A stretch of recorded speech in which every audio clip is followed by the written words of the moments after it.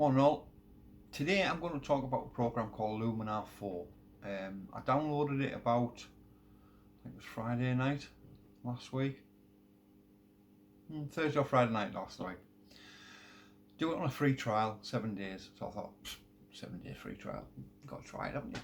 So I did. Now after downloading it, I've basically put 3 photos through it. Basically at that time because I was busy, so I thought I'll just have a quick play, like you do. New program, you've got to have a play. And I put these 3 photos through it, and all I did is change the sky. Now I'll show you 3 photos and I'll go through the process of doing it.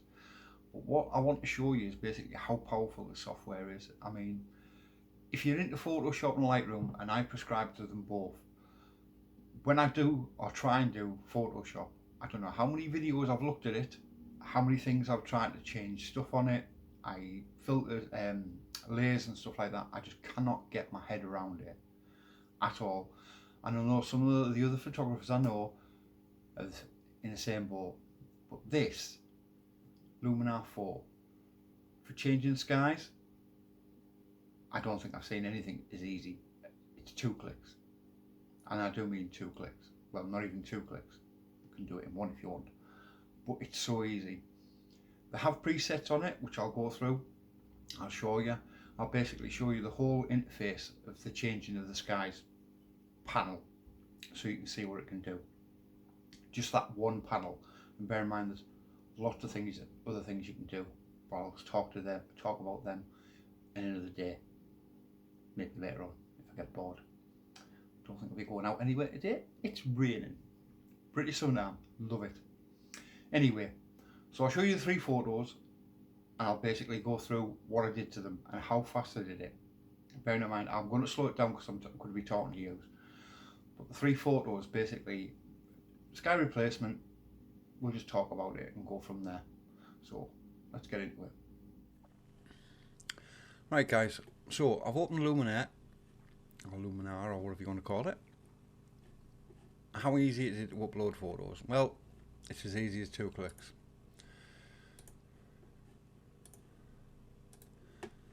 That's it. I'll show you that slowly in the next one. Anyway, we all know this. Or most of us don't know this in the UK. Hadrian's Wall, Sycamore Gap, made famous by a few films and series and stuff like that. I've been here once, and the photos I took on the day were, let's say, a little bit naff, as you can see. So I edited this in Lightroom. It is a JPEG, as you can see. It tells you there.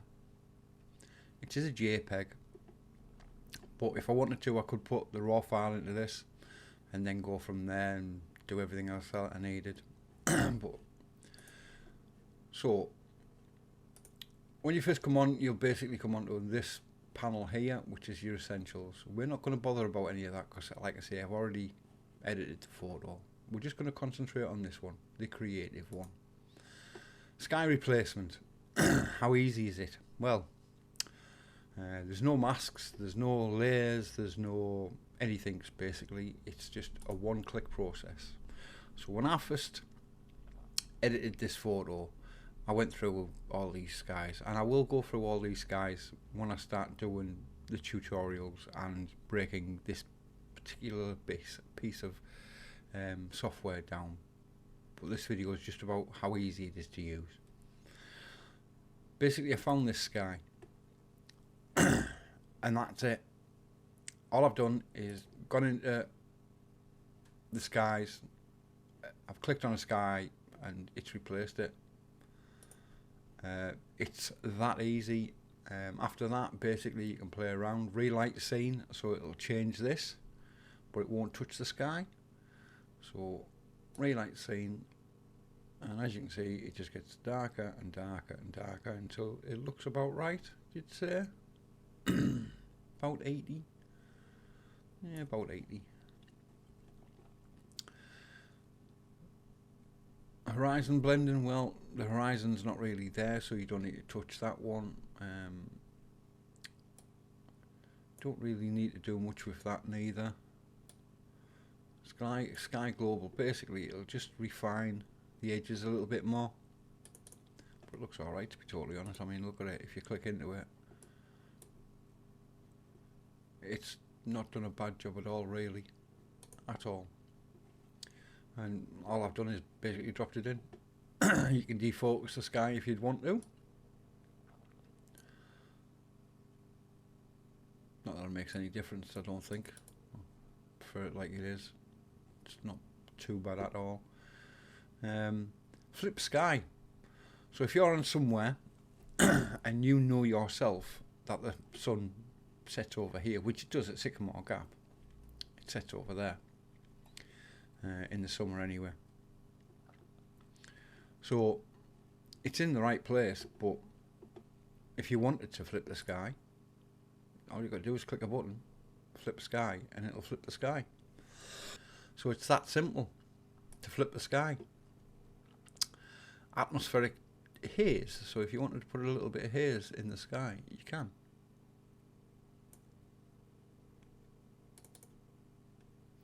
Sky temperature. So you can take it so it's more blue,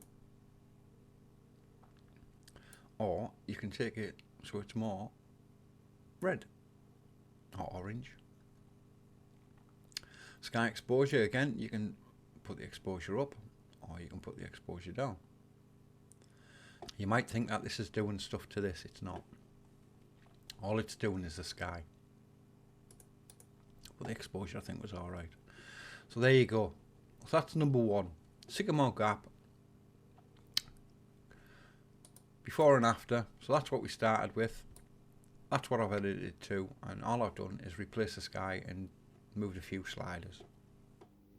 Hi, just jumping in here. Don't forget to hit the subscribe button, hit the bell, and hit the thumbs up. Cheers, guys. If you click on the button, now you can add the folder that with the images. So if you have a specific folder that you're going to have a play with some images, you just put them in there. You can just add the folder. I just add the single images. So the next one is this one. Stately Pier. Taken probably around 8 o'clock ish at night, about a week and a half ago. So the sun was just setting, which is like over this part here. I've got shots from the right hand side, stood behind here this way and whatever. Anyway, so what did I do to this?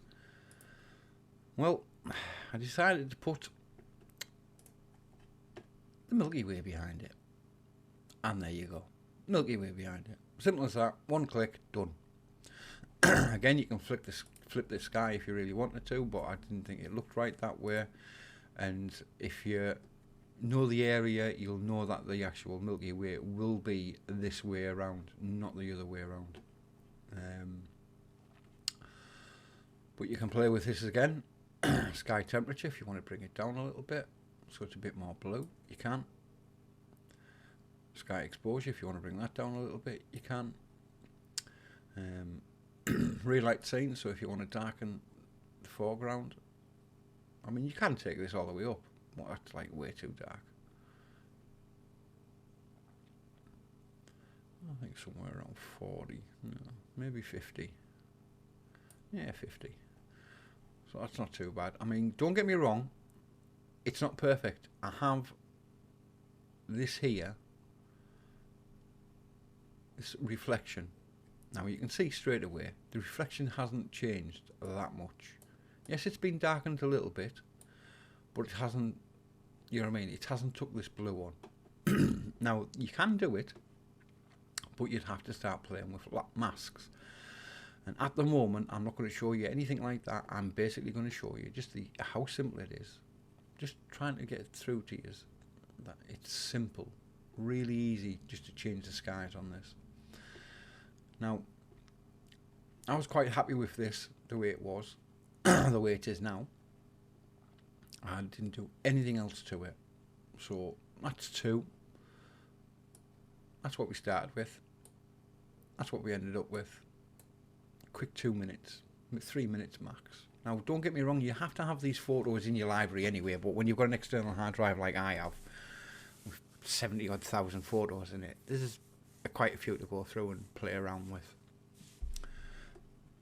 So we all, if you're up here from the northeast, you've probably been down to take photos of these. The wheels on sea and beach. Tide comes in, tide goes out, washes over the top of them. It's a bit of a long exposure, filter on it, etc, etc, etc. So what sky did I put on this? Well, I went for a dramatic sky. Bit of a sunset. And this is what I came up with. Now, you've got to remember, all I've done is put the sky in. I've touched nothing else, and this is what it's done already. It's changed. If you look at, it's changed everything. It's changed the colour of the rocks. It's changed all the foreground. So all this lot's been changed. The wheel's been changed. The rock's been changed. Everything. Now, if you look there, you can just see that that's because the horizon needs to be moved. So we'll have a look at that straight away. Position the horizon. So just drop it down a little bit more, a little bit more. There you go.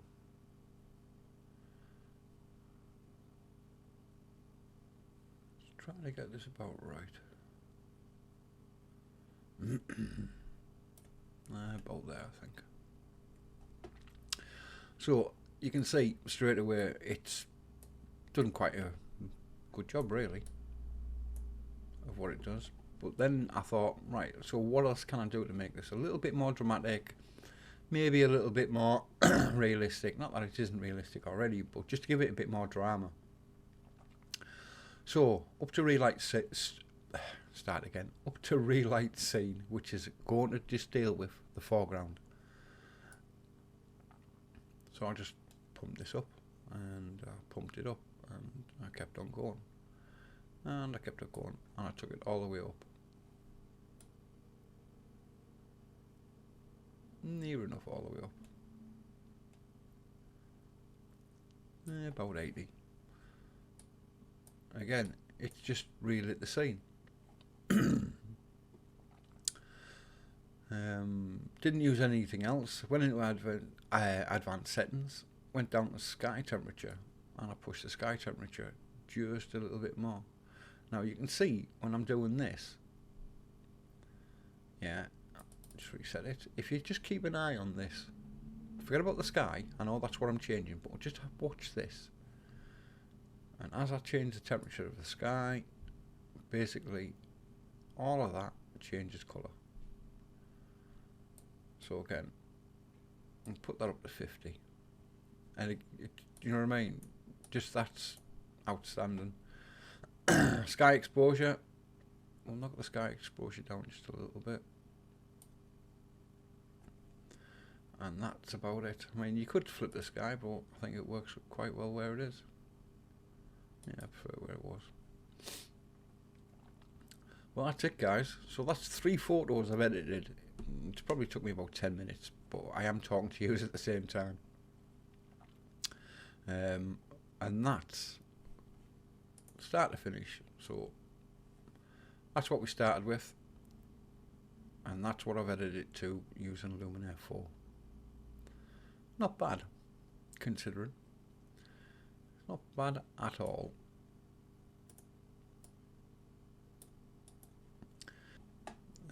I put this on social media and it went ballistic. It did. People saying, wow, fantastic shot and all that lot. I did tell them afterwards that it was done with Luminar. But, hey ho. So there you go, guys, 3 photos. So as you can see, guys, the 3 photos that I've done, it's really easy just to change the sky. In fact, it's a couple of clicks. Moving a few sliders to get the colourings and the lighting right. Me personally, like I said, after I'd played around with it for a couple of hours, I then bought it the next night. Now, I have a link down below if you want to do the 7-day free trial, by all means do. There's also a link there to save you $10, which is about £8 if you do decide to buy it. Now this will help me out a lot if you follow the links. Make me a few pennies, keep me plodding along. But let me say this, I know there's purists out there that say you're not supposed to do much with your photos. Anything fair enough, lighting, whatever.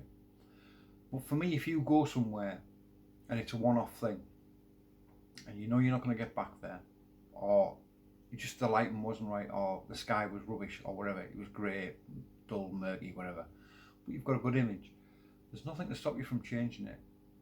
Why not? I can't see the problem in it myself, but that's me.